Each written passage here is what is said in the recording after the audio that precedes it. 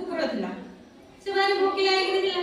କଣ ଥିଲା ଗୋଟେ କୁକୁର ଥିଲା ପୁରା ଭୋକିଲା ହେଇକି ଥିଲା ସେ ଗୋଟେ ଦେଖିଲା କଣ ତା ଆଖି ଆଗରେ ଗୋଟେ ଦେଖିଲା ଗୋଟେ ଦୋକାନ ଅଛି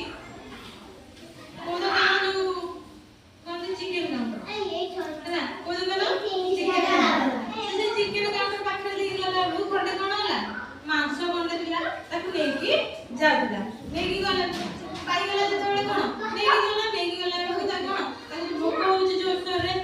ଭୋକ ହଉଛି ତ ଯେତେବେଳେ ଭୋକ ଥିବ ମନ କଣ ଥିବ ବୁଦ୍ଧି ନଥାଏ ଯେତେବେଳେ ଭୋକ ବାଟରେ ଦେଲେ ବୁଦ୍ଧି ରହିବନି ତ ସେ କଣ କଲା ଯେତେବେଳେ ନେଇକି ଯାଉଥିଲା କଣ ଯୋଉ ମାଂସ ଖଣ୍ଡଟା ନେଇକି ଯାଉଥିଲା ଗୋଟେ ପୋଲ ଉପରେ ସେ ଯାଉଥିଲା